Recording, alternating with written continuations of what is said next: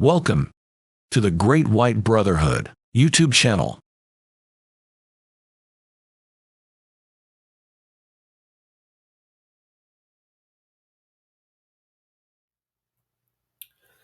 Hello everyone, welcome back. We'll continue on reading The Path of Mankind. We're now on chapter 5, Life in Light. And just to let you know, I'll be breaking this video into two parts, but combining it into one video. So after I read part 1 of this chapter, the next part will follow afterwards as well. So let's get going here. Chapter 5, Life in Light. The revelation of a different way of living, peace, love, and harmony, instead of conflict, hate, and competition, will take a long time to be accepted by the majority of the world's population. So do not think that what we have mentioned as inevitable progress into light will occur straight away. Life changes slowly.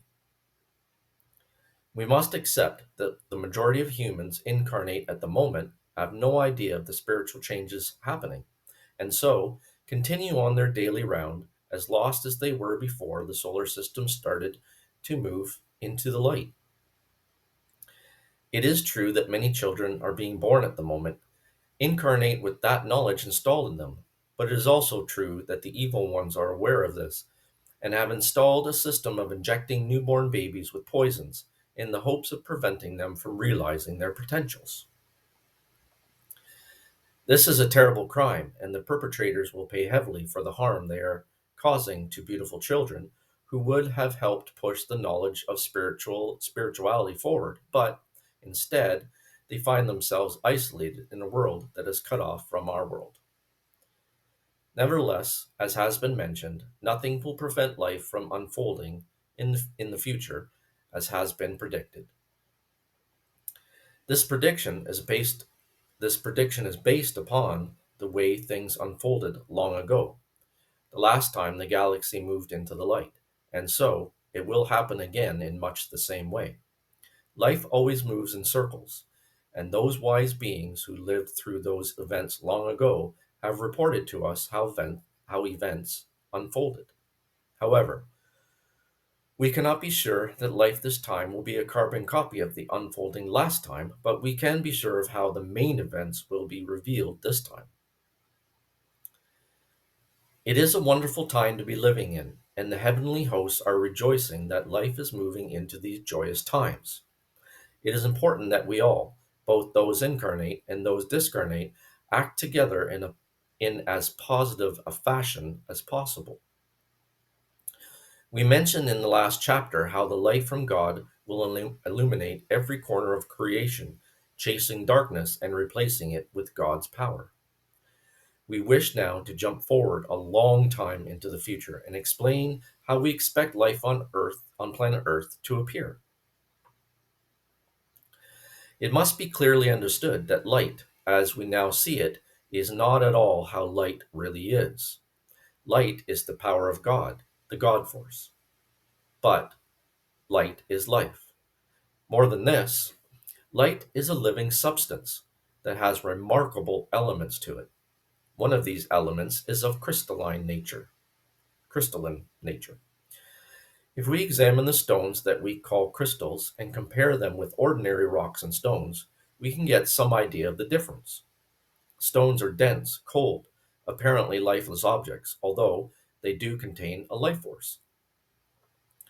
But crystals can be seen as things of great beauty, translucent or transparent, either clear like glass or of great beauty, pink, blue, green, and of many colors. These crystals are, in fact, remnants of stones remaining from the last time Earth was bathed by the God force. Very interesting. During the long ages that Earth was in spiritual darkness, what we know as stones and rocks have been formed, a reflection of the darkness, the lack of spirituality that has been formed on the surface of the planet and on other planets and moons also. But deep underground, can still be found the beautiful stones we call crystals that formed long ago through the godlight shining on the surface. They have been covered by more modern formations as the planets grow over the long ages. Therefore, it is expected that long into the future, the surface of planet Earth and other planets and astral bodies will once again glow and scintillate as the God force creates more crystals, but that will be lying on the surface. This will be the natural result of the ro- this will be the natural result of the rising in spirituality of all life in response to the God force, of a much higher frequency causing beauty to be formed everywhere. Planet Earth will become a thing of incredible beauty, truly a joy to live on.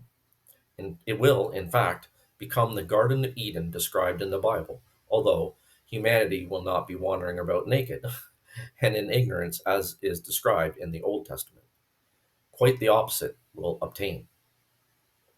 Man will not need clothes quite as they are known at the moment.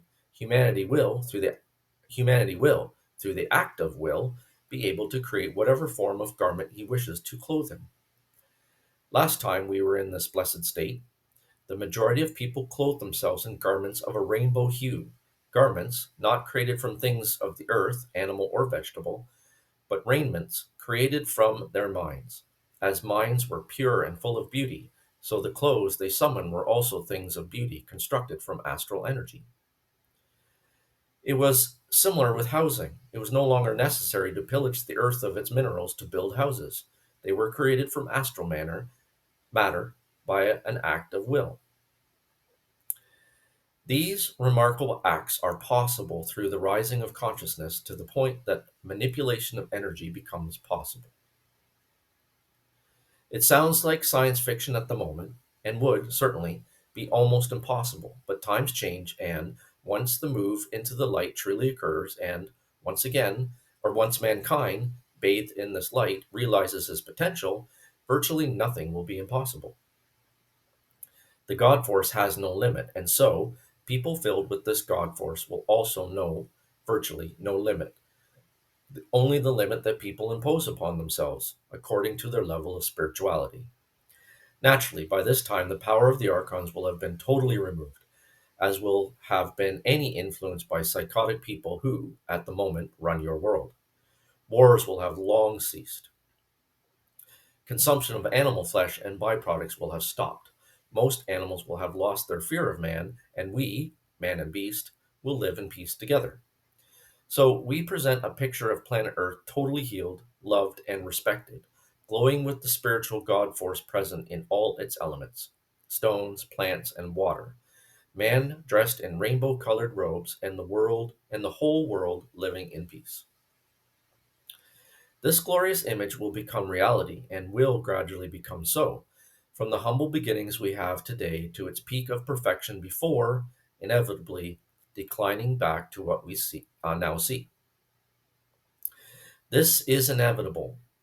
This is the inevitable, unstoppable swing of the pendulum of life, back and forth, between growth and returning to its source, God. But at the moment, we are in the spring of this event, so we can look forward to a long, long summer before autumn sets in and we return to the winter of existence. This positive phase will exist for many hundreds of thousands of years. So let us rejoice in the glory that is coming to us. We must now look to our more immediate future, when life will not have reached its climax, but nevertheless is not as dismal as it is at the moment. What can we expect to see?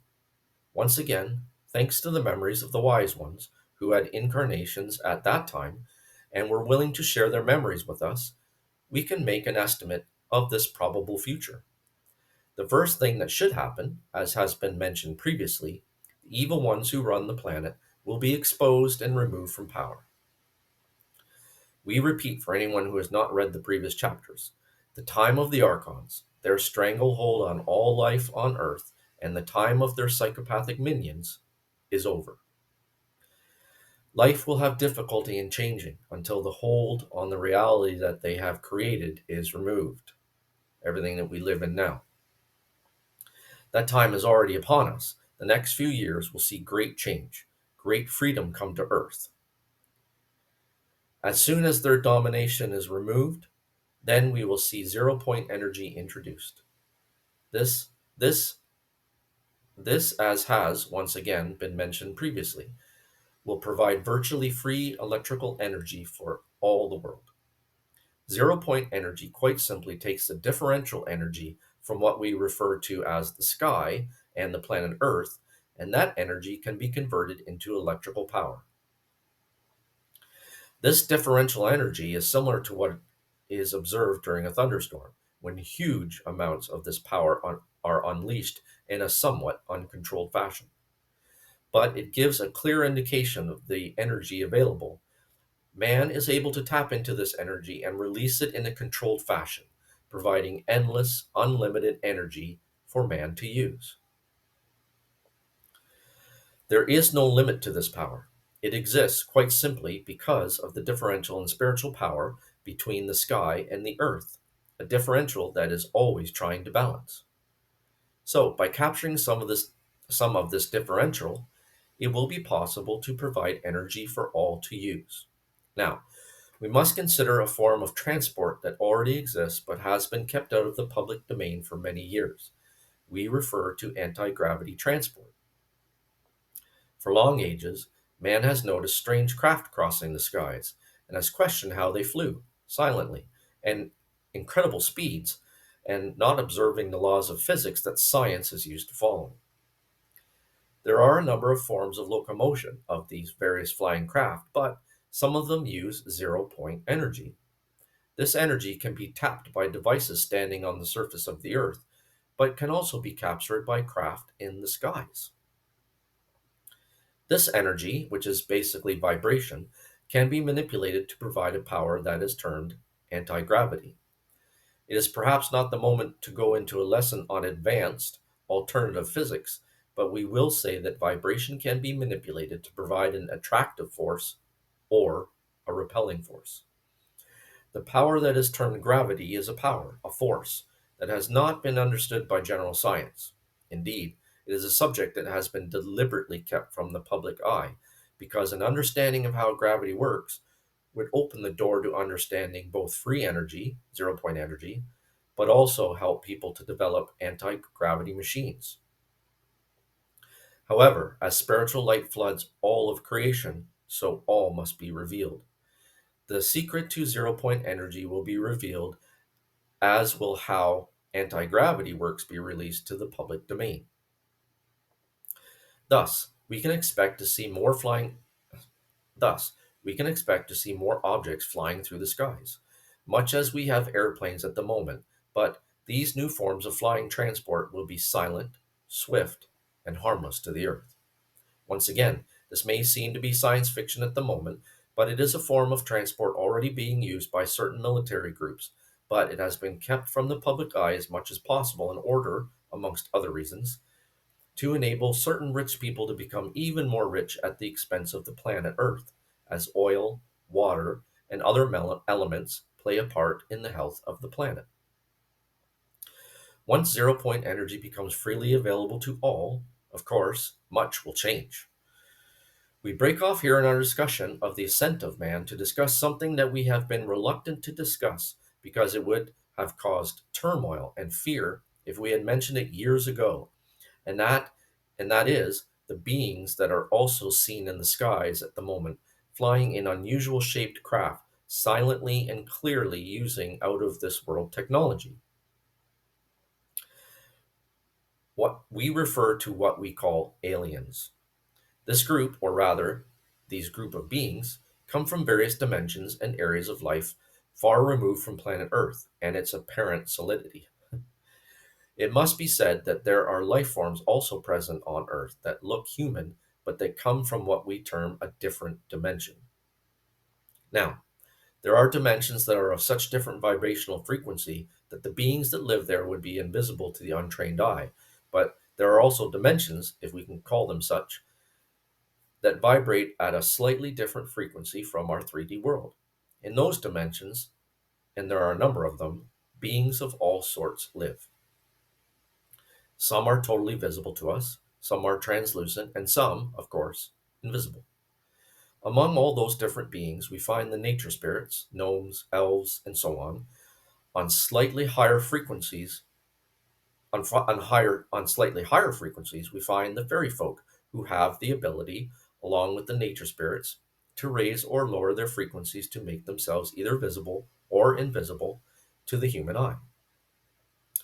The raising or lowering of frequency also enables them to alter their degree of solidity in relation to our material world. Thus, in a visible state, these beings may have a degree of solidity, very much like our dimension, but as they raise their frequency, they not only are able to move in degrees, if required, between visible and invisible, but in the same degree can alter their degree of solidity, being able to move through what appears to be solid walls. These almost magical, to our eyes, feats, moving from visible to invisible and passing through solid objects, is not magical at all. It is simply a question of changing frequency, rather as if someone was tapping on the keys of a piano, moving up or down the scale. Humanity will one day, far into the future, be able to accomplish these feats. Indeed, mankind already has the capability, but has not developed his spiritual awareness to be able to put this into practice. So, to return to these human-like beings that share the planet with us, we could call them a we could call them a different parallel branch that have existed for at least as long as humanity has, but have not been subject to the rise and fall of life that has been described earlier. Their evolution has followed a different path to we humans, and thus have had different events happening to them, events that have been less dramatic and negative to their progress. We who also live in the astral realms have little contact with them, being first and foremost concerned with the evolution of humans on Earth and in our astral realms. But our paths do cross from time to time, and we do communicate with them. So, to repeat for the sake of clarity, there exists this race of beings that have a parallel evolution to us, are much more spiritually involved than most of the human race currently occupying planet Earth, and that tend to keep to themselves until now.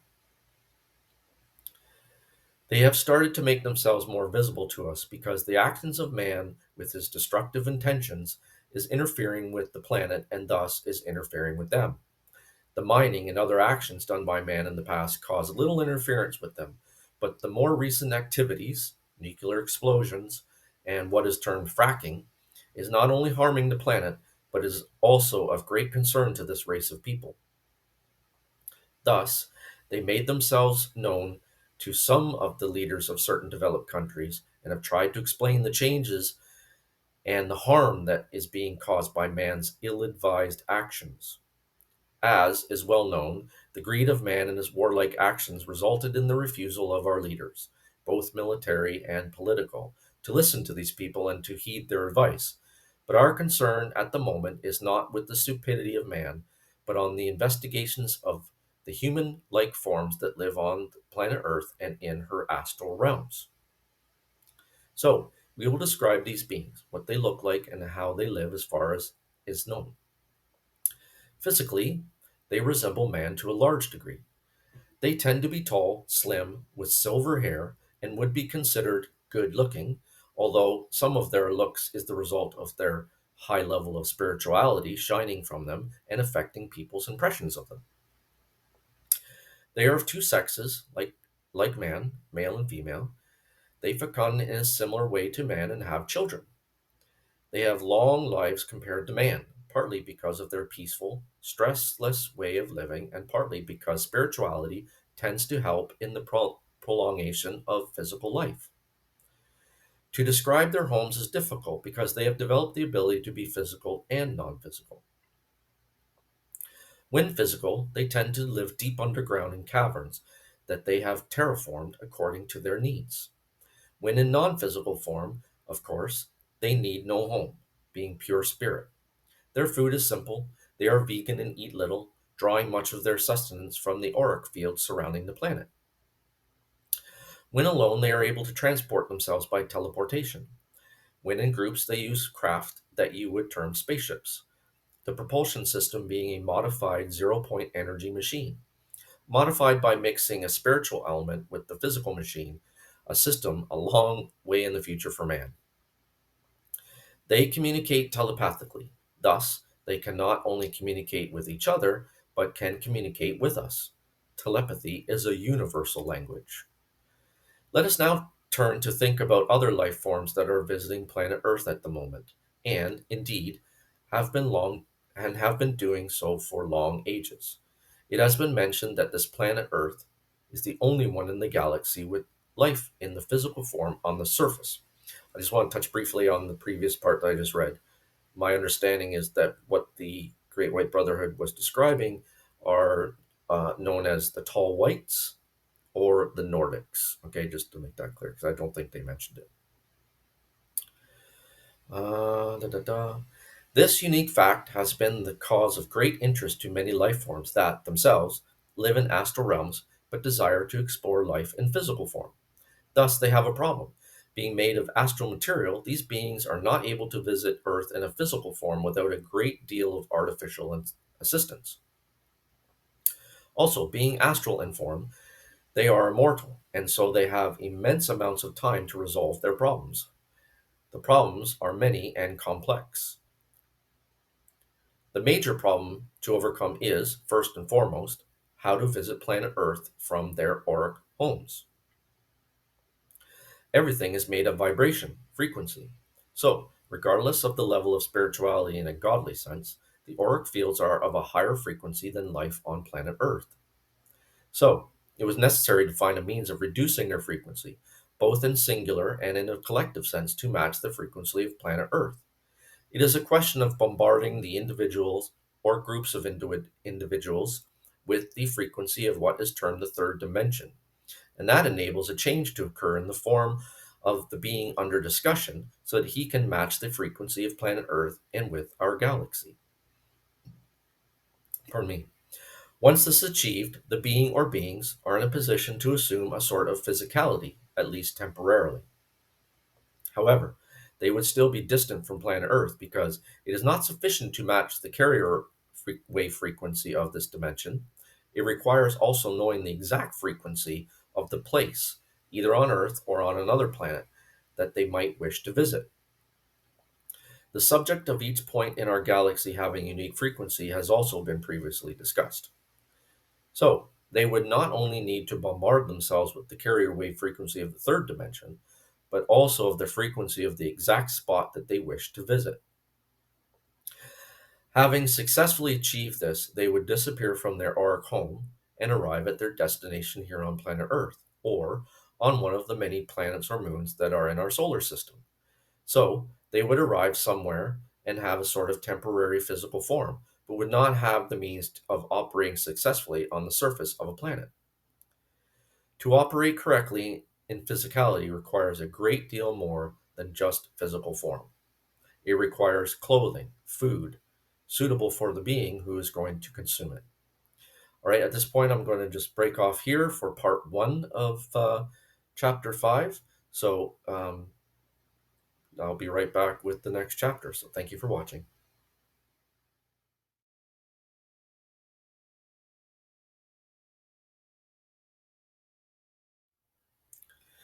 Okay, we will now continue on with reading chapter 5 from where we left off. It also requires a suitable temperature, light conditions, among many other needs. So the problems go on and on. Let us recapitulate. Beings in astral form from a certain dimension needed to learn how to alter their quiescent frequency from their basic frequency to that of our physical dimension. Then they needed to learn how to project to the spot in our universe where they wanted to appear. Also, as was just mentioned, they needed to create a body that could survive on the particular planet they wished to visit. Some things it was possible to master, and other things proved impossible. Strangely enough, the things that humans would consider the most difficult, the changing of frequencies and the ability to arrive at a particular spot, was the easiest for many races of aliens. This is because many of these groups have science very developed, and so the knowledge of how to manipulate frequencies was well known to them. The real challenge to them was to create a body suitable for living on any particular planet. This was new to them, so they had no knowledge to fall back on. So, they were obliged to abandon that idea. But they did not abandon the idea of visiting planet Earth. Thus, they developed robotic entities that they could send to Earth to harvest materials that could be used to create a more long lasting form of robot capable of successfully operating on Earth. Now, before we go on with this history lesson, we must mention the means of transport, variously known as flying saucers, UFOs, etc., and now I guess known as UAPs. Remember that these aliens all live in the astral realms, so do not have any physicality. It was mentioned previously that teleportation is possible, but that one could not do it in a group fashion, nor could large amounts of material be transported. Thus, to harvest materials from Earth and to transport them to an astral world, some means of container needed to be manufactured. Thus, over time, in astral form, various forms of flying machines were invented by the diverse races. As was mentioned, most of these races have a firm foundation in science, so it was relatively easy for them to fabricate, in astral form, flying machines that could themselves not only transport beings, robots, and materials, but could be altered in their quiescent frequency to operate in our dimension. According to the race of according to the race building these machines, they have different shapes and their power source is different. But they all use a form of anti-gravity as that was considered to be a requirement so that they were independent of the need to use fossil fuels or of any other primitive power source. We should also mention that these flying craft were constructed with a high source of intelligence compared to anything known on Earth, to the point they could be considered alive, even if it is an artificial intelligence form of life. So, these flying machines can think for themselves, calculate the course that they need to take, and much more. Now, the robotic creatures, known to the military as EBEs, extraterrestrial biological entities, were sent to Earth to gather materials that were hoped to be suitable for creating a more enduring form of artificial intelligence. This is where things become almost laughable from a human standpoint. These robots were instructed to gather a variety of plants, animals, fish, and even humans. Then, the frequency was altered up to the quiescent frequency of the astral realm concerned, at which point attempts were made to construct viable creatures. After much experimentation, a small robot was constructed, partly out of vegetable matter, with a skin of a modified dolphin skin, and with a modified human brain. Its basic shape was also humanoid. It is the being known as the Grey. We must remember that this creature was first constructed in astral realms, but was found to work effectively in our dimension. The mental component, artificial intelligence, is sufficient to obey commands and also perform acts that mystify us: levitation, transportation, and the ability to pass through apparently solid objects, but is nevertheless just sufficiently intelligent to obey orders. This almost comical little creature has become a standard working model for many alien groups that still remain hidden from our eyes in the astral realms. We should mention also the strange looking entities sometimes known as praying mantis. Once again, they are a construct, an artificial intelligence object created from earthly matter. Quite why a praying mantis form of a creature was copied, we don't know for sure. It is possible that it is sufficiently human like in its bodily makeup to fill the requirements of the aliens looking to emulate life here on Earth. Excuse me. Certainly, It has a distinct head, two eyes, and other facial features, a body, two arms, and two legs. It also can stand upright in a similar fashion to man, so perhaps it was a good choice. In any case, these artificial beings were constructed and found to be successful at being able to operate on Earth. Generally, it seems that they are given a higher degree of intelligence than the gray robots, but nevertheless are just robots, obeying the wishes of their masters, the aliens living in the astral realms. This is actually a very important point to keep in mind. These grays and the praying mantises they're speaking about, and other possibly other ones that you see on other videos or read in books or anything like that. They are only a robot. They're not alive like us humans are here on Earth. So they're controlled by um, entities outside. Like we're sort of the same. Our body is just a robot. We have to keep that in mind as well. So it's these are the same. They're not they're not live like a human is. They're a little bit different, but it's important to keep that in mind.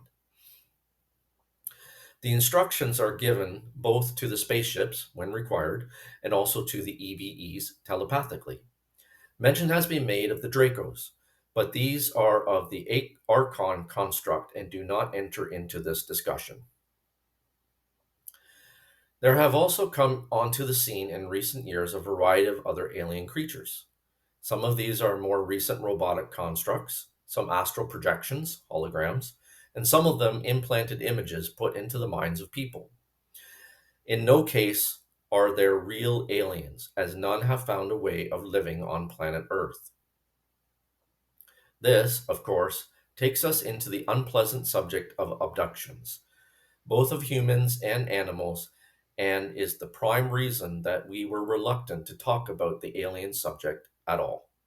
However, times change, and no discussion about the human race would be complete if we did not mention the alien intervention and interference of humanity by aliens. People claim to be abducted by the gray robots, taken into spaceships or facilities somewhere, and undergo very unpleasant examinations. They are also shown vaguely human looking fetuses grown in giant test tubes. Further, the victims of these abductions claim to be shown strange looking children and are informed that the child was constructed from their genetic materia, sperm or ova.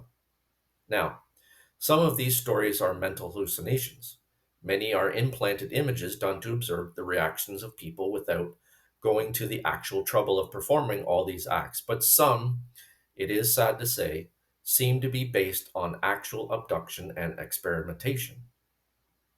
The object, when it occurs, quite simply, is to try to produce a viable human body, capable of surviving on Earth, but with a brain linked to the aliens' brains, rather as is done with the robots, so that these human-looking beings could have the alien in its astral world, nevertheless experiencing life here on Earth. These beings are generally called hybrids. Now, all things are alive. So the sperm and the ova used to create the body that grew in a test tube is alive, but there is more to successfully living than just being alive. A real human is a complex being with many parts to his makeup, much of it spiritual in nature. The beings that the aliens grow in test tubes, if left to develop naturally, would become normal human beings, the result of a sexual joining of sperm and ova. But this is not what the aliens desire. They seek to have a human, but with an enslaved mind, a sort of artificial intelligence that they, the aliens, can command and that the hybrid would obey without question. Real humans tend to think for themselves, which is not what the aliens want at all. So, they alter the brain of a hybrid.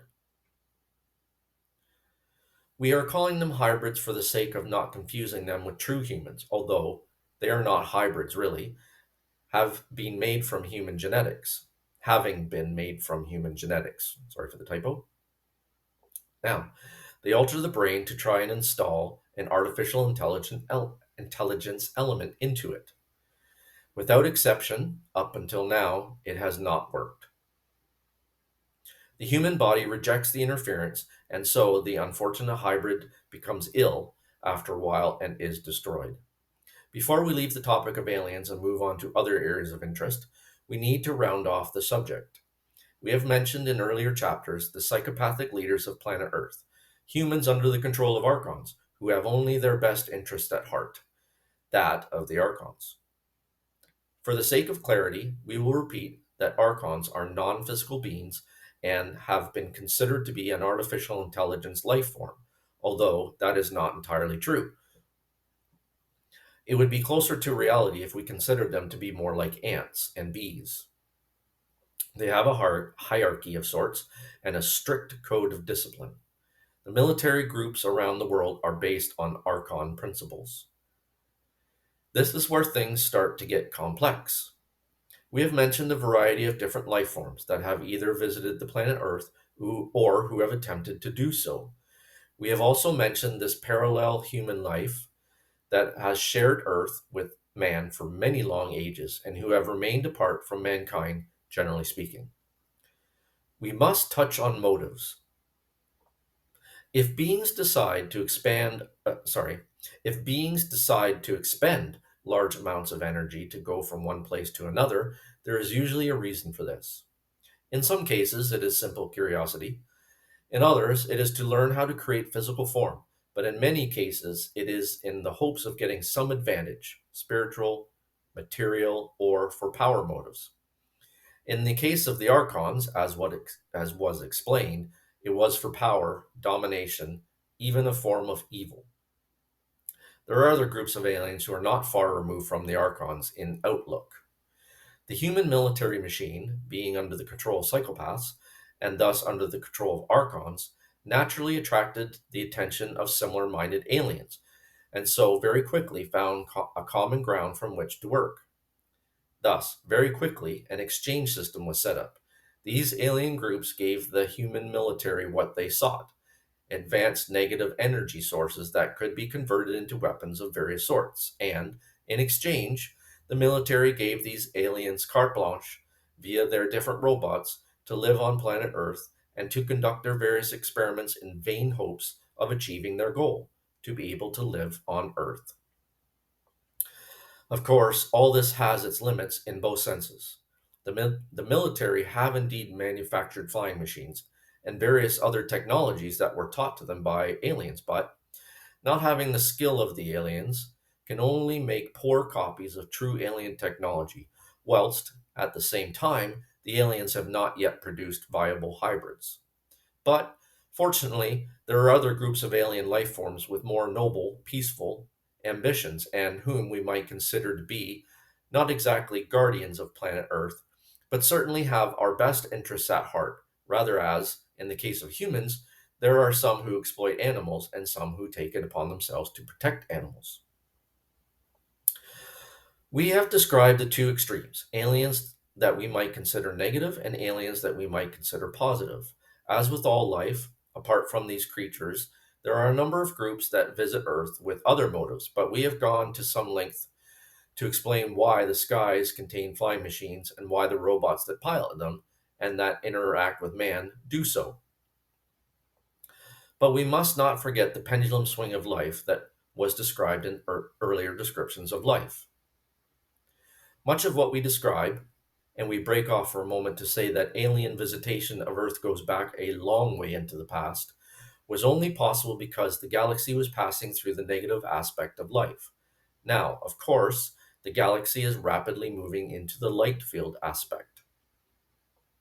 Thus, great changes will occur in the galaxy at large and in planet Earth in particular. We mentioned that the time of the Archons and their psychopathic minions is drawing to a close. Therefore, wars will eventually cease.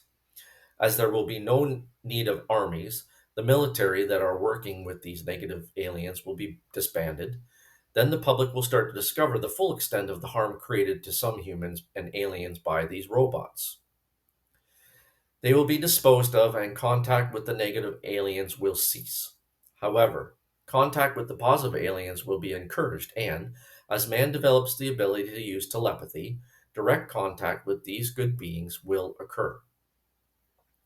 Thus, they will share their advanced, peaceful knowledge with us, and thus will man progress more quickly. Spirituality does not preclude advanced technology. Indeed, they can advance together. So, as man advances in spirituality, so advanced peaceful technology will be shared with us by these peaceful aliens. We will we will begin exchange programs with them, not necessarily in terms of visiting each other, although this will eventually be possible, but exchange of ideas and concepts to permit man to advance towards perfection more quickly. So, like all life, the dark times are fading, and man and his space brothers will move into the light together. For do not forget that even the more advanced alien life has been battling the powers of darkness and are themselves celebrating moving into the light. So, thank you for watching this reading of chapter 5. And as always, if you have any questions, certainly any comments or feedback on this video series, I welcome them, and you can leave them in the comment section below the video. And I look forward to seeing you on the next video. Thank you. Thank you for watching this video. Please visit our website at thegreatwhitebrotherhood.org for free books and lessons to help you on your spiritual journey.